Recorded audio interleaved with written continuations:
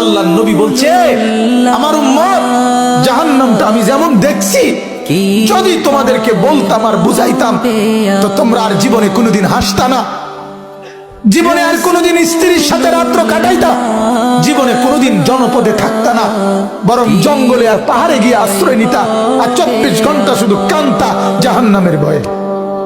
আমি যেটা দেখছি, নবীজি বলছে লাউ তাআলামুনা মা আ'লামু লা দাহিকতুম কালিলা ওয়া লা বাকাইতুম কাসীরা।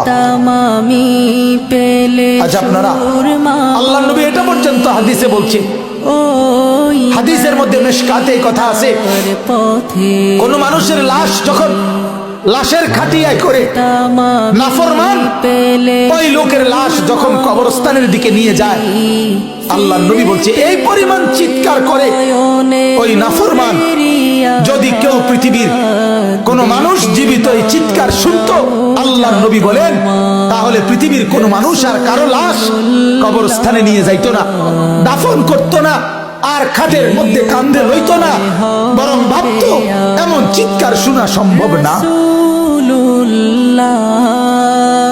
এই কথাগুলো সত্য বাপ, এই কথাগুলো এত বছর ধরে এত আলেম ওলামা কোরআন হাদিসের এত কথা, এগুলো মিথ্যা না।